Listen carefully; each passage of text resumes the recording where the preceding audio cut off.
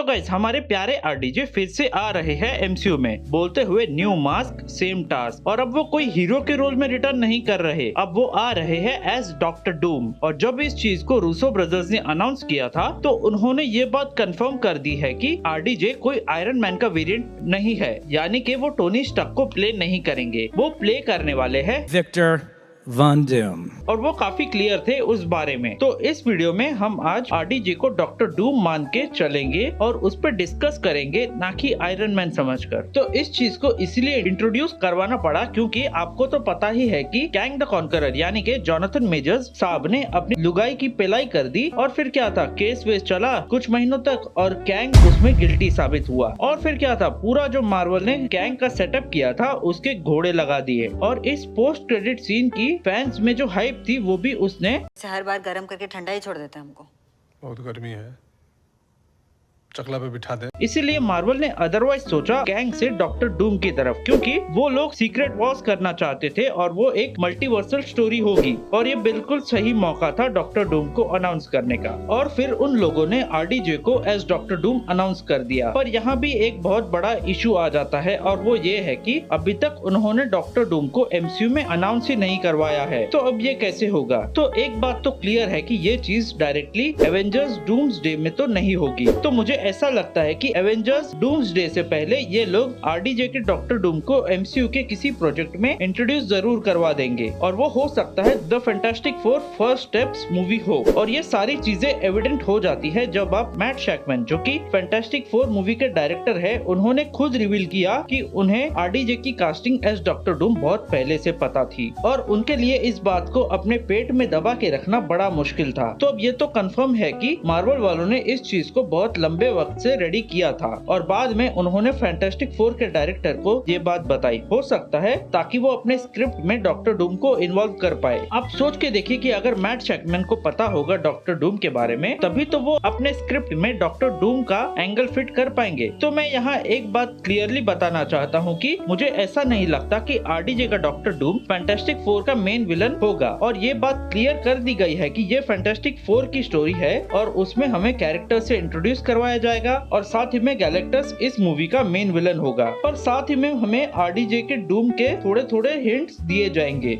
और रेफरेंसेस भी दिए जाएंगे। और फाइनली मूवी के पोस्ट क्रेडिट सीन में उसका लुक रिवील किया जाएगा। और मोस्ट प्रोबेबली हो सकता है यहाँ हमें पता चले कि यहाँ जो कुछ भी हुआ है उसके लिए यही वाला डूम रिस्पॉन्सिबल है। और एक और पॉसिबिलिटी यहाँ है कि हो सकता है आरडीजे का डूम इनके भी यूनिवर्स का ना हो और वो किसी और ही यूनिवर्स से आ रहा हो यहाँ पर। और यहाँ मैं एक wild post credit scene theory discuss कर रहा हूँ, तो यहाँ स्पॉयलर्स होंगे। तो ये थियरी ऐसी है कि इनका जो डॉक्टर डूम है उसको अगर ये वाला डॉक्टर डूम यानी कि आरडीजे का डॉक्टर डूम जान से मार देगा ताकि वो अपने शक्तियों का प्रदर्शन कर पाए। और तभी हमें रियलाइज होगा कि वो कितना स्ट्रॉन्ग और पावरफुल है ये डॉक्टर डूम का वेरिएंट। बट अगर कॉमिक बुक्स के हिसाब से अगर देखा जाए तो डॉक्टर डूम रीड रिचर्ड्स और पूरे फैंटास्टिक फोर फैमिली के बीच में काफी डीप केमिस्ट्री और बायोलॉजी दोनों ही है। अब मैं यहाँ आपको केमिस्ट्री तो समझा दूंगा और अगर आपको बायोलॉजी समझना है तो पहले चैनल को सब्सक्राइब करो। किसी नए वीडियो में उनकी बायोलॉजी भी एक्सप्लेन करूंगा। और जैसा कि मैंने कहा कि उनकी केमिस्ट्री काफी डीप है और अगर इनको वही सेम केमिस्ट्री और बॉन्डिंग एमसीयू में लानी है तो फिर डॉक्टर डूम को इन्हीं के यूनिवर्स का होना पड़ेगा, तभी तो ये लोग कोई ना कोई हिस्ट्री को इस्टेब्लिश कर पाएंगे। और फिर जो सीक्रेट वॉर्स में होता है वो कुछ जो मैंने थोड़ी देर पहले बताया था समथिंग अबाउट बायोलॉजी, तो वो भी इम्पोर्टेंट हो जाएगा। पर हमें एक चीज पता है कि फैंटास्टिक फोर मूवी के एंड में ये लोग किसी न किसी तरह से एमसीयू में पहुंच जाएंगे, यानी कि 616 वाली जो सैक्रेड टाइमलाइन है वहां पर उसका एकमात्र रीजन होगा और वो है इनकर्जन्स। और ये चीज सीक्रेट वॉर्स की स्टोरी लाइन और इनफैक्ट मल्टीवर्स सागा के लिए बहुत ज्यादा इम्पोर्टेंट है। पर कुछ विचित्र रीजनों के कारण उसे अभी तक एमसीयू में दिखाया नहीं गया है। सो आई गेस की फैंटास्टिक फोर मूवी इन सारी चीजों को चेंज करेगी, क्योंकि यहाँ तक आई गेस तो एवेंजर्स डूम्सडे में हमें 616 और 10005 यूनिवर्स का इंकर्जन होते हुए देखने मिलेगा। और इसी वजह से हमारे एवेंजर्स, डेडपूल, लोगन और बाकी के म्यूटेंट्स जो भी है including blade, Electra and gambit. और ऐसा पॉसिबल ही नहीं है कि इतने सारे सुपर हीरोज है और एवेंजर्स लेवल का इवेंट है और उन्हें टीम्स में डिवाइड ना किया जाए। तो यहाँ हर एक टीम का एक अलग मिशन होगा। तो अब सवाल ये आता है कि आखिर ये मिशन है क्या? तो जब तक मुझे लग रहा है तो ये लोग सीक्रेट वॉर्स के पहले आने वाले स्टोरी टाइम रन्स आउट की तरफ जा सकते हैं और वो स्टोरी में इंकर्जन पे सबसे ज्यादा फोकस था और उसमें हमें इंकर्जन से इंट्रोड्यूस करवाया गया था कि आखिर ये इंकर्जन होते कैसे हैं और ये क्या बला है। तो ये कोई रॉकेट साइंस नहीं है, इसमें सिर्फ एक प्लेनेट दूसरे प्लेनेट से टकराता है और उसके बाद उसमें कोई एक प्लेनेट बचेगा। पर उसका मतलब ये नहीं है कि जो प्लेनेट बच गया वो एकदम सेफ है और उसको दूसरे आने वाले प्लेनेट का भी इंकर्जन सहना है। और ये एक नेवर एंडिंग स्टोरी है, जब तक कुछ नहीं बचेगा तब तक चलता रहेगा इंकर्जन। और अगर मेरी बात मानी जाए तो एवेंजर्स डूम्सडे का मेन प्लॉट इंकर्जन ही होना चाहिए और यही हमारे आरडीजे वाले डॉक्टर डूम का अपना धर्म युद्ध होगा। तो अब सोच के देखो सिर्फ कि एवेंजर्स इन्फिनिटी वॉर में थैनोस का धर्म युद्ध था कि उसने सभी इन्फिनिटी स्टोन्स को कलेक्ट करने हैं और फिंगर स्नैप करके आधे से ज्यादा यूनिवर्स के पॉपुलेशन को खत्म कर दे और उसने अपना धर्म युद्ध बखूबी निभाया। तो ऐसा ही कुछ रूसो ब्रदर्स एवेंजर्स डूम्सडे में आरडीजे के डॉक्टर डूम को प्रोवाइड करेंगे और अगर प्रोवाइड नहीं किया तो वो हमें खतरनाक कैसे लगेगा। पर जब आप इसके बारे में सोचना शुरू करोगे कि आखिर उसको क्या चीजें कलेक्ट करनी होगी और वो कौन से डिस्ट्रक्शन के रास्ते पे चलेगा, तो यहाँ कुछ समझ नहीं आता सिवाय एक बात के।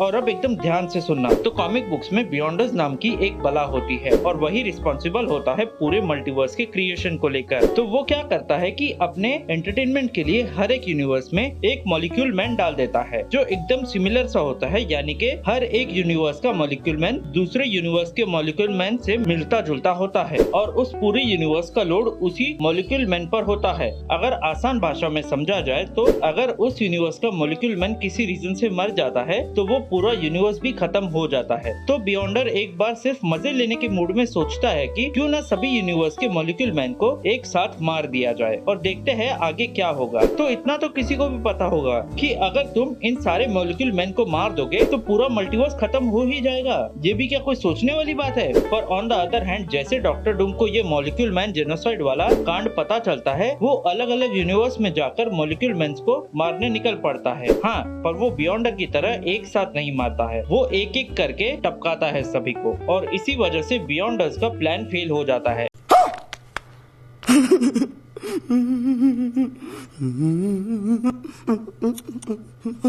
और वो कुछ समझ ही नहीं पाता है कि ये हो क्या रहा है, क्योंकि वो चाहते थे कि सारे मॉलिक्यूल मैन को एक ही साथ मार दिया जाए, पर अब एक एक करके मर रहे हैं और इस वजह से पूरे मल्टीवर्स का बैलेंस डिस्टर्ब हो जाता है। क्योंकि अब एक मॉलिक्यूल मैन मरा, एक अर्थ गायब हो गई और एक अर्थ गायब हुई तो उसके बटरफ्लाई इफेक्ट के कारण दूसरा अर्थ उसकी जगह लेने की कोशिश करता है और फिर शुरुआत होती है इंकर्जन की, यानी कि डॉक्टर डूम ने एक मॉलिक्यूल मैन को मारकर इंकर्जन की शुरुआत करी और इस एक इंकर्जन के कारण सभी अर्थ्स का इंकर्जन होना शुरू हो जाता है, क्योंकि ये एक बटरफ्लाई इफेक्ट है। तो यहाँ मैं एक बात क्लियर कर दूं कि एमसीयू में मॉलिक्यूल मैन का कॉन्सेप्ट इंट्रोड्यूस नहीं करवाया जा सकता, क्योंकि उसकी जरूरत ही नहीं है, क्योंकि हमारे पास उससे बेहतर चीज है। अगर आपने डेडपूल एंड वुल्वरीन मूवी देखी है तो उन्होंने मॉलिक्यूल मैन का रिप्लेसमेंट कर दिया है विद एंकर बींग्स, मतलब कि इस पूरे यूनिवर्स में मॉलिक्यूल मैन है उसे सब्स्टिट्यूट कर दिया है एंकर बींग से, क्योंकि कहीं ना कहीं दोनों सेम ही काम करते हैं। तो कॉमिक बुक्स में अगर एक मॉलिक्यूल मैन मरेगा तो उसका पूरा यूनिवर्स खत्म हो जाएगा और यहाँ पर एंकर बीइंग मरेगा तो वो टाइमलाइन खत्म हो जाएगी और it's one and the same thing, बस नाम अलग है और बस मॉलिक्यूल मैन और उस एंकर बीइंग्स के पावर्स में फर्क है। तो थोड़ा वेट करो, उसका भी सोल्यूशन मिल जाएगा।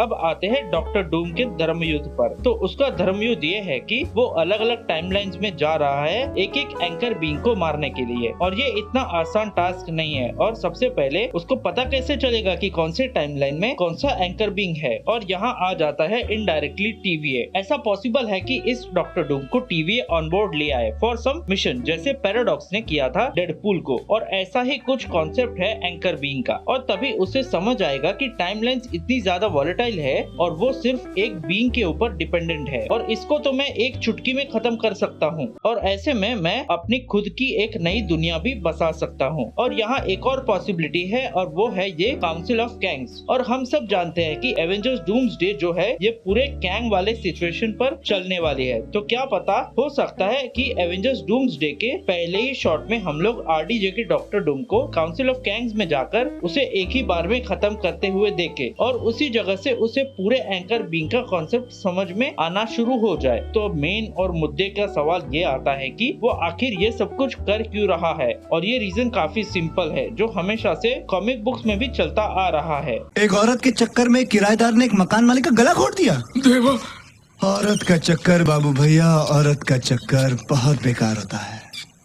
तो जो मैंने पहले बायोलॉजी की बात की थी, तो अब मैं आप लोगों को और नहीं तड़पाना चाहता हूँ। तो वीडियो को और ध्यान से सुनना, क्योंकि वो गॉड बनना चाहता है, वो सबसे बेस्ट होना चाहता है और वो हर कहीं पर रीड रिचर्ड्स के पीछे जाता है और हमेशा से वो पूरी दुनिया में सेकंड बेस्ट रहा है। और अब पानी उसके सर के ऊपर चला गया है और उसके बर्दाश्त के बाहर है और उसका सबसे बेस्ट सॉल्यूशन है कि वो एक नई दुनिया बनाए और रीड रिचर्ड्स की बीवी और बच्चों को अपना बना ले। तो अब ये एंकर बीइंग का कॉन्सेप्ट मॉलिक्यूल मैन से और इंटरेस्टिंग हो जाता है, क्योंकि इसमें हमें कई सारे कैमियोस देखने मिलेंगे। तो जहाँ जहाँ आरडीजे का डूम जाएगा वहाँ वहाँ वो हर एक सुपर हीरो को मारेगा और डॉक्टर डूम को हर एक टाइमलाइन में जाकर उसके एंकर बीइंग को मारने की कोई जरूरत नहीं है। वो बस कुछ ही गिने चुने हुए लोगों को मारता जाएगा और इंकर्जन अपना काम शुरू कर देगा, क्योंकि यहाँ बटरफ्लाई इफेक्ट काम में आ जाएगा। तो मार्वल के पास अच्छा मौका है और वो यहाँ पर तगड़े तगड़े कैमियोस करवा सकते हैं। तो यहाँ मैं कुछ मेरे पसंदीदा कैमियोस बताना चाहूंगा और वो है टॉम क्रूज का सुपीरियर आयरन मैन और हेनरी कैविल का वुल्वरीन। ये अभी तक तो ख्याली पुलाव ही देखने में आ रहा है और यहाँ मार्वल को कुछ नहीं करना है, उनको सिर्फ क्विक मोन्टाजेस दिखाने हैं जब आरडीजे का डॉक्टर डूम सभी बड़े बड़े सुपर हीरोज की पहलाई करते हैं और ये सभी एवेंजर्स मल्टीपल टीम बनाकर उसे रोकने की कोशिश कर रहे हैं, पर वो उसे नहीं रोक पा रहे हैं और उन्हें ये भी नहीं पता है कि वो आखिर है कौन, क्योंकि जब कॉमिक बुक्स में वो ये सारी चीजें करता है तो उसका नाम डूम भी नहीं होता है, वो अपना नाम बदलकर रबू मलाल कर देता है और इसी कारण रबू मलाल को लेकर एक मिस्ट्री सी बन जाती है। तो इट माइट बी पॉसिबल कि वो यहाँ पर भी ऐसा ही कोई तिगड़म करे और एवेंजर्स को पता भी नहीं चलेगा कि वो खुद के ही दोस्त को चेज कर रहे हैं जो एक वक्त पर उनके ही अर्थ का आयरन मैन था। और यहाँ एक और ट्विस्ट मैं ऐड कर देता हूँ कि वो जितने भी एंकर बीइंग्स को मारता जाएगा वो उतना ही पावरफुल बनता जाएगा, क्योंकि एट द एंड उसे इन पावर्स की जरूरत पड़ेगी जब सारी की सारी टाइमलाइंस खत्म होने वाली है और हर कहीं पर इंकर्जन्स चल रहे हैं और सब कुछ तबाह हो गया है और अब जरूरत है एक न्यू वर्ल्ड की। तब डूम को नया वर्ल्ड बनाना है, पर वो ये काम अकेला नहीं कर सकता है और कॉमिक बुक्स में जब ये सारे इंकर्जन्स हो जाते हैं, सारी दुनिया खत्म हो जाती है और डॉक्टर डूम अपना खुद का बैटल वर्ल्ड बनाता है, तो वो ये काम अकेला नहीं करता। ये काम करने के लिए उसे मॉलिक्यूल मैन की जरूरत पड़ती है और आई एम श्योर कि यहाँ पर भी वो ये काम अकेला नहीं कर पाएगा। लेकिन क्योंकि एमसीयू ने अभी तक मॉलिक्यूल मैन को इंट्रोड्यूस नहीं किया, तो कोई बात नहीं, हमारे पास उससे भी अच्छा ऑप्शन है और हम उसे बहुत अच्छे से जानते हैं और वो है गॉड ऑफ मिस्chief लोकी, जो कि अभी मल्टीवर्स को होल्ड करके थ्रोन पर बैठा है। तो आरडीजे का doctor Doom end of time पर पहुंचता है और वहां उसको लोकी मिलता है और दोनों के बीच में एक इंटरेस्टिंग सी बात है। अगर आपको याद है तो ये वही लोकी है जिसने एवेंजर्स 1 में आयरन मैन के साथ कन्वर्सेशन की थी बार काउंटर के सामने, और अब वो फिर से आमने सामने होंगे और यहाँ पर एक मोमेंट आएगा कि डूम उसे कहेगा कि चल let's make a world, we two will rule it. पर क्या पता लोकी ये डील एक्सेप्ट करेगा या नहीं, who knows. So guys that's the end of the video, मिलते हैं अगले वीडियो में। तब तक वीडियो पसंद आए तो वीडियो लाइक कीजिए और चैनल पर नए हो तो चैनल को सब्सक्राइब कीजिए।